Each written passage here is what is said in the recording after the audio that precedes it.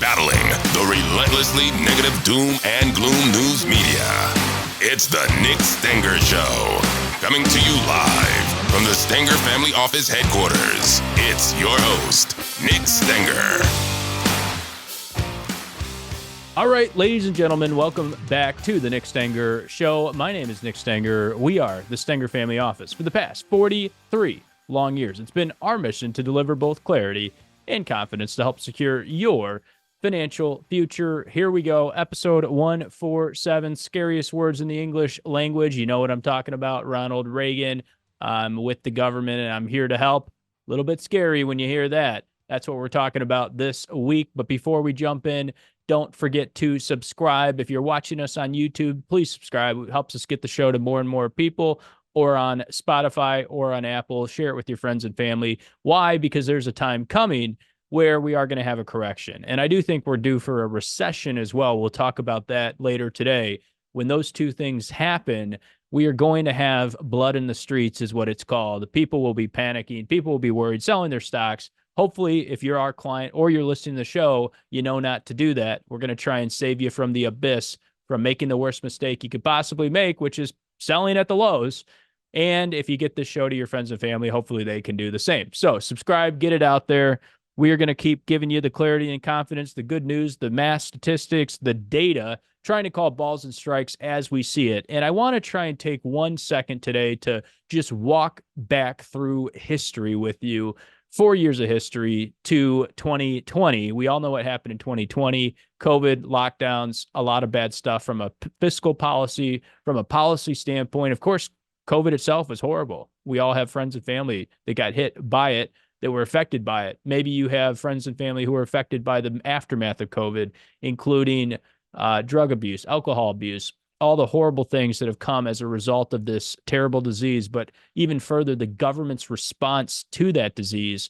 And I got a lot of flack during 2020 for saying these things back then. I said that we needed to reopen the economy, that closing the economy, shutting it off like a light switch, and then trying to turn it back on was going to be detrimental, that the cure was going to be worse than the disease itself. And I think that we've been vindicated in that.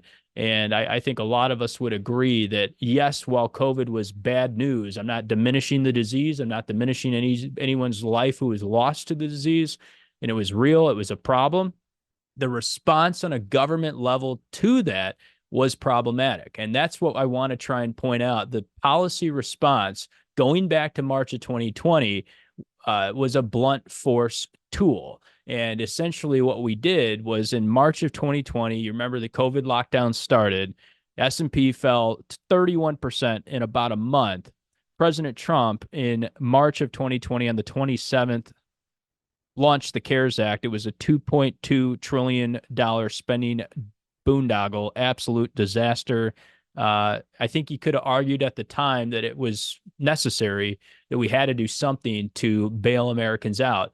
And I think the justification was sound back then. I don't agree with it necessarily, but I understand where politicians were coming from back then, saying, look, we shut people's businesses down. We took their livelihoods away from them. We told them they couldn't work.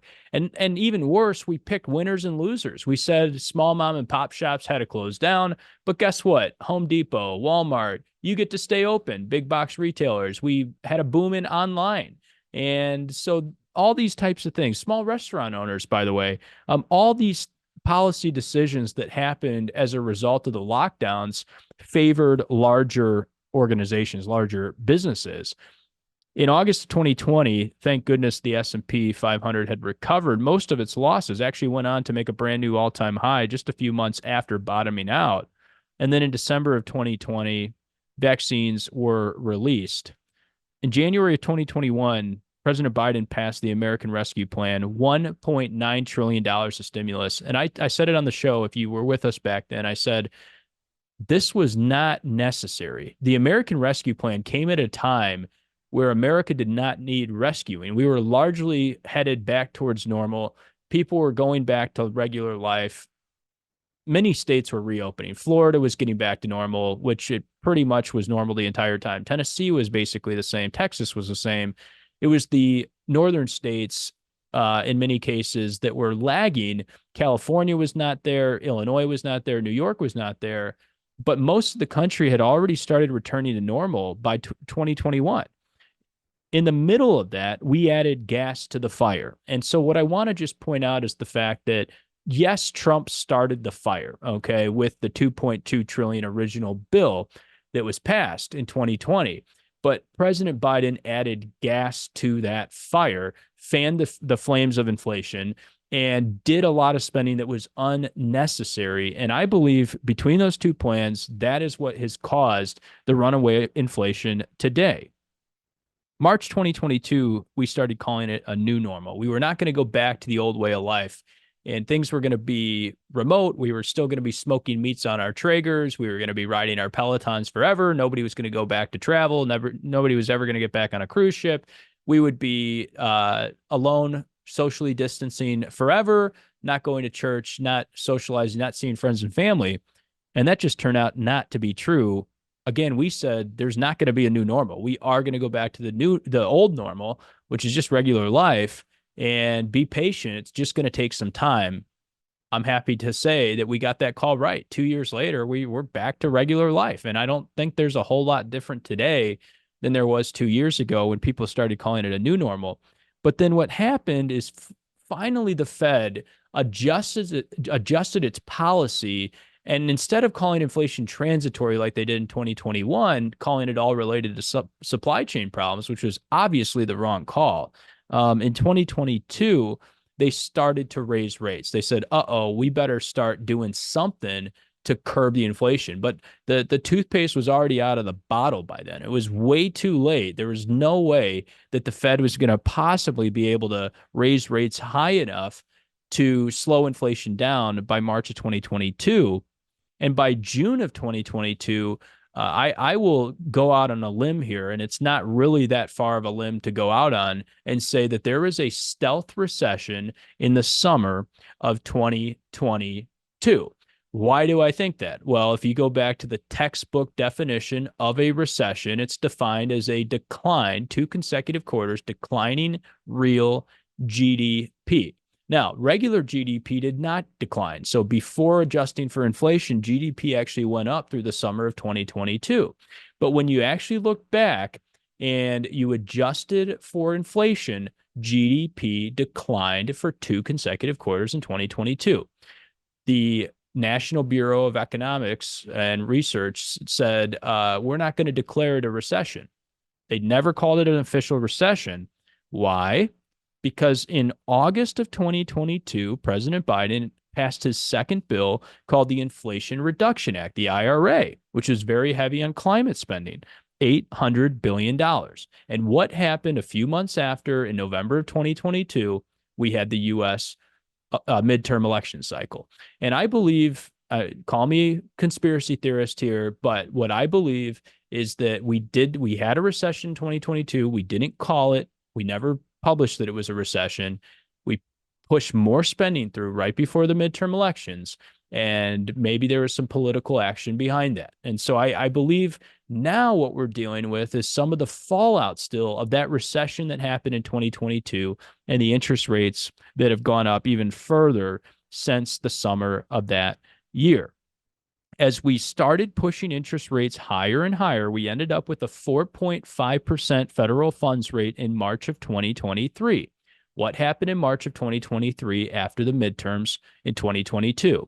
We had the regional banking crisis. So at just a 4.5% effective federal funds rate, we saw SVB, Silicon Valley Bank, which we covered extensively last year on the show. We had First Republic go under, a number of other regional banks, community banks that couldn't make it.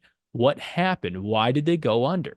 Well, during 2020 and 2021, remember the rock bottom interest rates? I got my mortgage for 2.5%. You may have gotten your mortgage for 2.75 or 3 or 3.5. Great job. Why? Because those were historical low interest rates that we have not seen ever. We may not see for a while, quite frankly. And a lot of these banks that were willing to make these loans believed the Federal Reserve, they believed Janet Yellen, they believed Jerome Powell when they said inflation was transitory. So what banks expected that went out of business is that we could make a 2.5% loan, we could make a 3% loan. Remember, a long duration loan, a 30-year asset, okay, to the bank. And we could go buy long-term treasuries at the same time because remember, rates were zero. So a 30-day treasury was paying literally nothing, essentially. And a 30-year treasury was, or 20-year treasury was paying 1.5%. Well, then the Fed said, wait a second, we're going to raise interest rates. It's not transitory. And the banks that were holding these 30-year loans ended up underwater. They ended up upside down. So they had all these 30-year treasuries or 20-year treasuries at low interest rates. Remember, when treasury yields go up, the bond price goes down. So they took all these unrealized losses that eventually became realized losses. And then at the same time, now they're having to pay customers on their deposits, something that they have not had to do really since 08 and 09. I mean, you've basically, if you've been sitting on 50 grand in the bank for 10, 15 years now, you haven't gotten any interest, anything to write home about. And now you can park your cash essentially risk-free in most banking institutions and at least get 4.5. Some places are paying 5.5% risk-free on interest on that cash. So now you've got a big problem if you're a regional bank. You made all these 30-year loans at 3%. You got to pay customers 4.5 or 5% on their deposits. It's a complete mathematical mess. And that's why these banks are at risk. You saw this. I printed it out here. This is the Jamie Dimon's annual report, his letter to shareholders. You could go get this thing. Now, this is some spooky reading. You may want to not do this late at night so you don't stay up all night, because Jamie Dimon paints a very bleak picture of the banking system and has some concerns. Now, Jamie Dimon has been very bearish. He's said that the sky is falling. He's one of these Chicken Little guys and always worried about a correction or recession or doom and gloom. And that's okay. That's exactly what you want, quite frankly, from the CEO of the top bank in the world. Okay. And so you got to take what Dimon says with a grain of salt because he's paid to be a risk manager. Some of the risk he's pointing out is that we're not through the banking crisis yet. We're not quite done with bank failures. And I actually agree to an extent. Because today, remember all that banking crisis that happened in 2023, last year in March, happened with a Fed funds rate at 4.5%. Today, we're at a 5.3% Fed funds rate. And a lot of the adjustments in the market, a lot of the pricing of regional bank stocks, regional banks are up this year, is based on this idea that we're going to have cuts later this year, that the Fed's going to come out and cut in September, for example. Originally, people thought we'd get a cut in March, maybe June or July here this summer, but it doesn't look very promising. And I would make a bold prediction that it's possible we don't get cuts this year at all. I'm not saying that's a high possibility or high probability. I just think it's a possibility. And so as an investor, you better have that built into your model. That's what Dimon is saying. That's what Jamie Dimon is saying at JP Morgan. We are built for higher for longer. And he actually ventures to say that we could have a lot higher for longer. In fact, he says, hey, forget 5.3% interest rates. We could deal with 7 or 8% if we have to. Now, you got to be a little careful too with the media. Like I always warn you, the media wants to sensationalize the doom and gloom bad news. Why? Because that's what gets them clicks on articles and ads and all the rest of it. The media is taking Dimon's statements and they're saying the sky is falling. Jamie Dimon thinks that interest rates are going to 7 or 8%. That's not what he's saying. If you actually read the shareholder letter, he's just saying if that happens, we're built to withstand it. And I would argue there's not a whole lot of banking institutions out there that are built like Bank of JP Morgan that could actually withstand 7 or 8%. I don't know if Bank of America necessarily could. And so that's not really on the table. And I think the Fed knows that. I think the Fed knows that they can't really raise rates anymore. But the problem is the government is working on a lag. And that's what Ronald Reagan said. That's what he was warning about as president, was saying, watch out, because the Fed is trying to come to the rescue and say, look, we can bail you out of this mess we're in, by raising interest rates, by getting tighter with monetary policy. But you got to remember, they were at least complicit, if not contributed a lot to the problem in the first place. By calling inflation transitory, what they essentially did was allow politicians to print money into oblivion and tell the American public, tell banking CEOs, tell entrepreneurs, hey, no consequence. The government can create wealth and we're not going to have any issues or fallout over that. And so I think if you're not careful, if you start to believe the narrative that's especially coming out of one side of the political aisle, but really has crept into both sides, this big government philosophy that government can print money, that government can create wealth, that entrepreneurs are just lucky to be around, that it's, thank goodness for the government that they're allowed to produce and innovate. If you start going down too far that road, you could end up like China. And China is a great study on this. China is a very good case study on what not to do, that you can't print money into oblivion. Essentially, what China's done all these years now is they've printed. They've had very high bar expectations for GDP growth. And so what they started doing years ago is building these ghost cities. They built cities that literally nobody lives in. And that's why you're seeing problems with Evergrande, all these other real estate companies. Another big one, I can't remember the name of it in China, was just downgraded to junk status. And when you start looking at these places in China, you say, okay, government thought that it could build the economy, that it could grow wealth. And now you're seeing the fallout, the aftermath of that.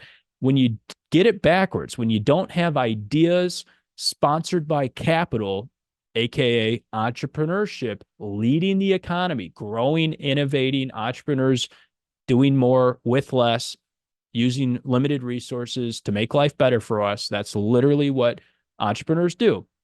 If you don't have that at the forefront, you have central planning. And I believe today we have way too much central planning going on. We have way too much power in too few hands in the United States. We're not like China yet, but we have gone down this road of modern monetary theory, believing that the government can grow the economy and create wealth. So you go, Nick, how do you know that or prove that? Where do you see that show up? Let me read you the 2023 federal budget here, okay? And this is what we spent last year. We spent $6.1 trillion. We only brought in $4.4 trillion in tax revenue. So we had a deficit of $1.7 trillion.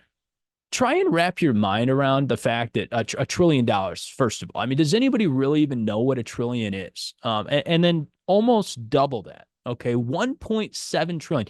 If we were a corporation, we'd be out of business. But because it's the U.S. government, they can print their own dollars or their own demand. They can essentially just say, you know what, let's erase that 1.7 trillion. Let's come up with the money ourselves, and we're not going to ever go out of business. And when you look at a treasury, what's a treasury based on? Why do people buy U.S. treasuries? Because they're backed by the full faith and credit of the U.S. government. Essentially, people say, listen, I'm going to buy a treasury because there's almost zero chance the U.S., if it were a corporation, would go out of business.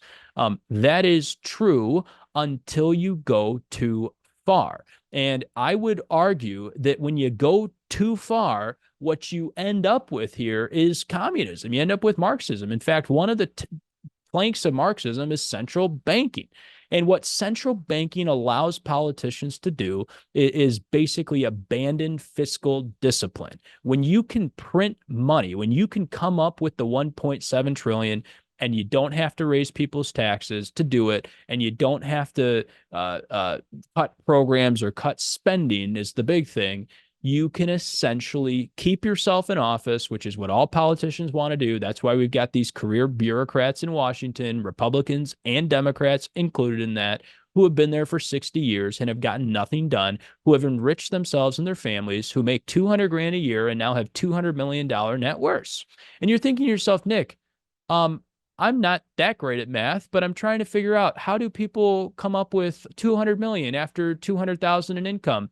And I would agree with you. I'm decent at math. We do this for a living, We know how to use the HP calculator, and we can figure out, wait a second, there's no possible way that a career politician, even after 60 years, could possibly have a net worth like that. Even our best socialist in the country, Bernie Sanders, has like 6 houses and a couple $1 million in net worth. So you're thinking to yourself, where do these guys get this money? Okay. Well, I would argue that there has been a change in American politics where instead of raising taxes, like when Ronald Reagan was president, we had a very high tax rate coming off of the Carter years. And Ronald Reagan was able to cut taxes. Bill Clinton was able to keep the lower taxes with the help of a Republican Senate. We changed from that model of a balanced budget paid for with taxes to a unbalanced budget, these massive deficits that are paid for with money printing. And you think to yourself, Nick, what's the worst thing that can happen with money printing? What actually is the result of printing all these dollars in the economy? Well, I'll tell you simply, it's inflation. Okay. Milton Friedman, day one, Econ 101. If you ever took an econ class, you'll learn that Milton Friedman said inflation always and everywhere is a monetary phenomenon. It's too many dollars chasing too few goods. And so the reality of money printing is you crush little people. Why do I know that? Well, think about people who are wealthy right now. Think about the top corporations. And this is why in the portfolio we positioned you to the biggest and best, because they've got the cash to deal with higher interest rates. They've got stability. They're insulated balance sheets. In Jamie Dimon's case at JP Morgan, it's called a fortress balance sheet. Okay. Wealthy corporations and wealthy families and individuals are not financing anything right now. Think about this logically, okay? If you have $10 million or $20 million or $50 million and you want to do something, you want to go buy a new car, you want to buy a house, or you want to buy a business, you've got enough cash to just do that without going to a bank. So it doesn't matter how high Powell raises interest rates. It doesn't matter if he raises them to 20%, 30%, 40%. He could raise them to 100%. And you've seen this in other countries. And it's hard to fathom 100% interest rate, but they've got that happening in different parts of the world right now. Okay. So it doesn't matter how high rates go. It doesn't matter what he does with the Fed's balance sheet, because these wealthy families and these wealthy corporations do not have to finance anything. Who's getting crushed right now? It's middle America. It's people who make 100,000, people who make 75,000, 150. Even a family with 4 kids making 200,000 is finding it harder and harder to survive. And they're going to need about $450 more per month just to replicate their lifestyle from a year ago. That's a very high hurdle. And you're seeing this with the McDonald's and the fast food chains out in California. We're going to have a $20 minimum wage. And what's the next thing they announce the next day almost? Layoffs or closures. We can't do it. We can't support this. Otherwise, we'll have to raise prices higher. And so we're not there yet. So I'm not the voice of doom and gloom. You know this. I'm just trying to help you understand what's gone on here the past 4 years. We are slowly but surely marching up to this wage price spiral. And what that is a company has to raise its prices to pay for their labor because the labor prices are up. And then the labor prices go up more because the employees got to make more to pay for the goods. And it's this vicious cycle that we had in the 70s under Jimmy Carter. Nothing the Federal Reserve is going to do can fix that. There's not a single rate that Powell can do to fix that. People that have money are still buying Porsches and Ferraris. 9/11 sales are at record all-time highs. Ferrari sales are at record all-time highs. They can't make them fast enough. Home sales are at record all-time highs. People got cash in the bank. A lot of it spurred on during COVID. And so nothing Powell is doing or will do or can do will fix the mess we're in. And the only thing that can happen, the only thing that will fix it is by fixing that $1.7 trillion deficit. So let me tell you what we spent money on during 2023 out of that 6.1 trillion. 1.3 trillion went to Social Security. 1.45 trillion went to Medicare and Medicaid. 805 billion went to defense spending, and 700 billion went to just paying the interest on the federal debt. Today, that number is looking like $1 trillion. So the only logical way we're going to get out of this mess, the only way we're going to cut the deficits, is we've got to spend less money or we've got to raise people's taxes. Okay. Now let's explore those two options. If we raise people's taxes, politicians are voted out of office. Nobody wants their taxes to go up. Elizabeth Warren's solution is we're going to tax the rich. In fact, we're not even going to do an income tax anymore. We're just going to do a wealth tax, and we're going to raise all these taxes on billionaires.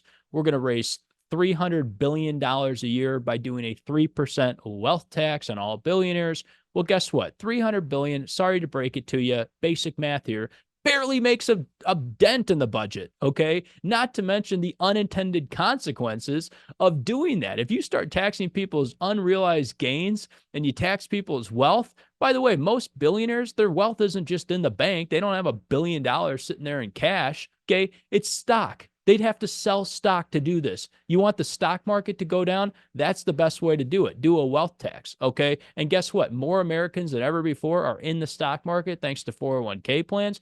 Nobody's going for a wealth tax. I can tell you right now, that idea is ludicrous. It's absolutely insane that we would even be talking about a wealth tax, okay? So even if you do it, let's just say we somehow get that thing passed through Washington. Okay, first of all, you're crushing middle America again because everybody's got stocks in their 401k. Stock market's going down.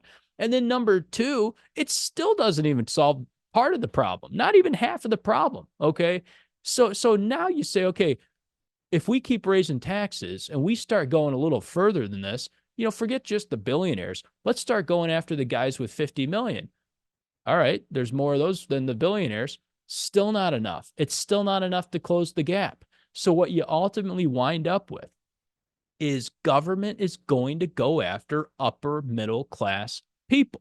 And they're not going to do it. They're smart enough to not do it through the front door. They're not just going to raise your tax rate on the surface. They're going to do it very slyly through the back door. They're going to they're going to raise taxes on Social Security, for example. They're going to raise the age that you have to wait to get Social Security. They're going to raise all these different other things that you got to pay for. Okay. They're going to raise your state and local tax. And before you know it, or by the way, capital gains tax, before you know it, what you're going to see is that every dollar is taxed 15 different ways. I mean, think about it like this. If you're going to work at a W-2 job, okay, and you're making 100 grand, right off the bat, you got 6.2% that you got to pay towards Social Security. You got 1.45% that you're paying towards Medicare. And then your employer is paying double or the same thing as you. So it's double all in towards Social Security and Medicare tax. Then you got federal tax, which on the surface isn't that bad. It might only be 10%, 12% at that level with some of the deductions you get. And then you maybe live in a state like Illinois where you pay 5% in state tax. Then you start thinking, okay, now I've got maybe 65 or 70% of my money coming in. Instead of 100 grand, I get 70 grand. Then you're thinking, okay, I'd like to go invest some of that money so that I can have a retirement one day. Well, guess what? You put your money in your 401k, and at the nice age of 75, you are forced by the government to take the money out and pay tax on it again. Or you put your money into an after-tax account. You make money on Apple stock. It goes from $100 to $200 a share. Guess what? Nice little surprise. You have capital gains tax.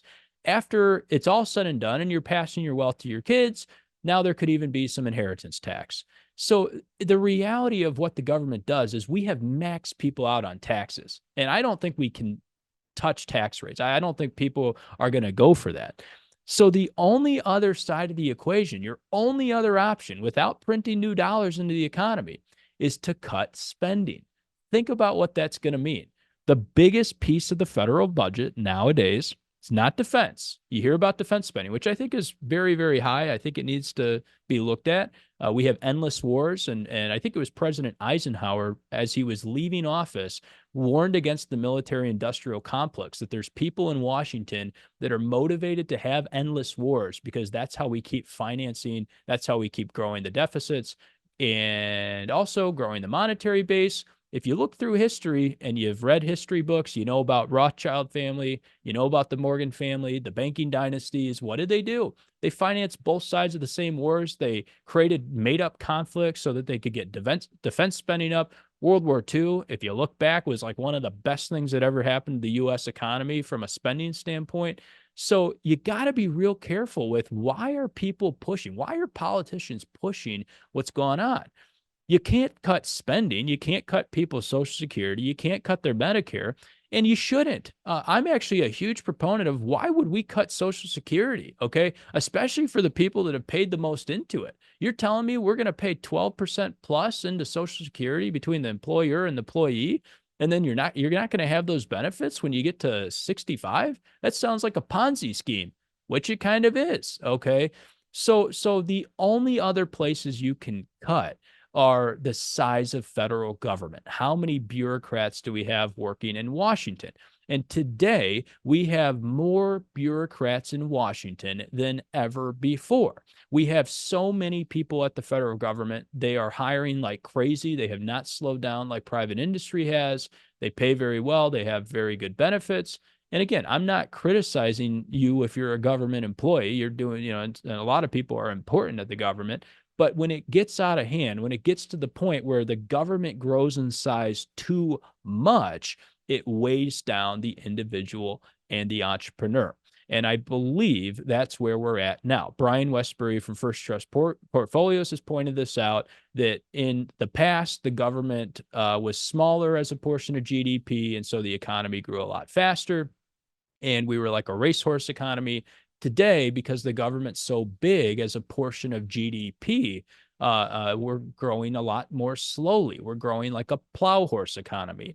And that's the risk of the federal deficit. Okay. And so the politicians' answers have been, let's not raise taxes, let's not cut anything, and let's get a free lunch, which you also know in economics, there ain't no such thing as a free lunch. Let's just print the money. And that's where you get inflation. So, more inflation ahead. I do not think inflation is slowing down. I do not think we're out of the woods yet. I do not think people have fully appreciated where inflation or rates could be at a year from now, or even 9 months from now. And because of that, I would be really careful with how you're allocated in your portfolio. I've told you to be careful with the exposure you have to long-term bonds. Long-term bonds are getting crushed right now. That trade was so obvious. It was so obvious to just say, we're going to go into long-term bonds. They're cheap. Well, guess what? People who did that so-called easy trade are now getting hammered this year, 2024. They're down over 10% on those long-term treasuries. I've also told you, watch your exposure to small caps, because at some point when we go into a recession, small caps and mid caps get crushed. Coming out of recession, they're not that bad, but going into one, they're horrible. And the sad piece of what happens with the big government is it enables big business. It goes hand in glove with the corruption that you see with crony capitalism. It goes hand in glove with stomping out the little guy. And this all goes back to 1984, George Orwell, who, by the way, was not even a Republican. He was a libertarian. He was kind of a smaller government guy who was protesting tyranny.